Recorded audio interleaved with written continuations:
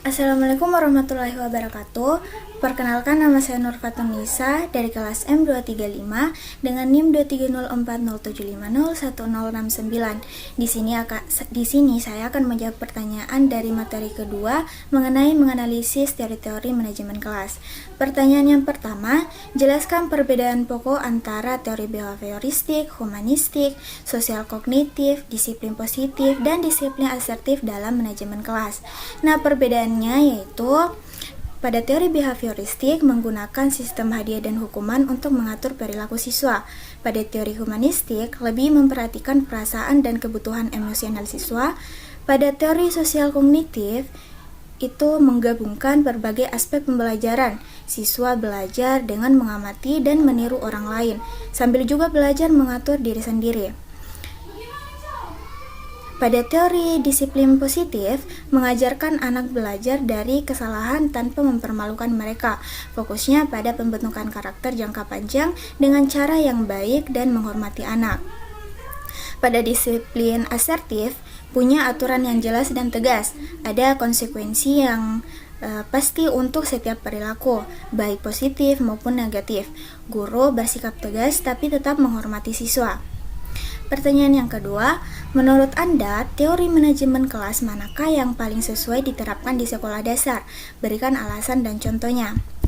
Menurut saya, gabungan antara teori sosial kognitif dan disiplin positif akan sesuai diterapkan di tingkat sekolah dasar. Hal ini karena pada usia sekolah dasar, anak masih membutuhkan teladan dari orang dewasa dan teman sebaya, sekaligus sedang belajar mengendalikan diri. Sebagai contoh, guru dapat mencontohkan perilaku berbagi dengan baik, sehingga siswa terdorong untuk meniru. Apabila terjadi permasalahan, penyelesaiannya dilakukan melalui diskusi bersama, bukan dengan hukuman langsung. Siswa juga dapat dilatih mengontrol perilaku sendiri melalui alat sederhana, misalnya grafik pencapaian yang dicentang setiap kali berhasil menyelesaikan tugas. Pertanyaan yang ketiga, bagaimana teori sosial kognitif dapat digunakan untuk meningkatkan kerjasama dan interaksi antar siswa di kelas? Nah, cara meningkatkan kerjasama dengan teori sosial kognitif yaitu guru dapat menanamkan nilai kerjasama dengan memberikan teladan nyata setiap hari. Misalnya, ketika terdapat siswa yang mengalami kesulitan, guru menolong dengan sabar, sekaligus mengajak siswa lain untuk turut membantu. Dengan demikian, siswa akan meniru perilaku tersebut. Selain itu, guru dapat menayangkan video atau membacakan cerita mengenai gotong royong.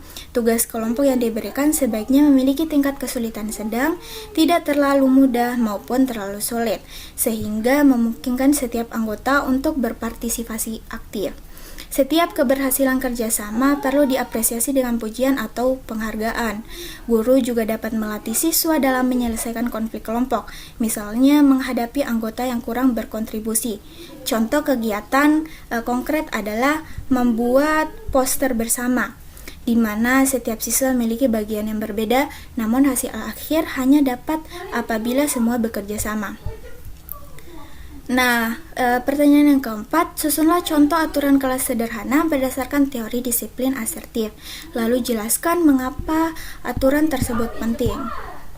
Nah, contoh aturan kelas disiplin asertif antara lain. Yang pertama, mendengarkan ketika guru atau teman berbicara. Alasannya, aturan ini melatih siswa untuk menghargai orang lain, menumbuhkan sikap saling menghormati, dan menjaga kelancaran proses pembelajaran tanpa keterampilan mendengarkan komunikasi di kelas akan terganggu. Yang kedua, mengumpulkan tugas tepat waktu. Alasannya, aturan ini menanamkan rasa tanggung jawab, kedisiplinan, serta keteraturan. Yang ketiga, bersikap sopan dan ramah kepada semua orang. Alasannya, aturan ini membangun suasana kelas yang aman, nyaman, dan penuh penghargaan. Sikap sopan mencegah konflik serta menumbuhkan hubungan positif antara siswa maupun dengan guru.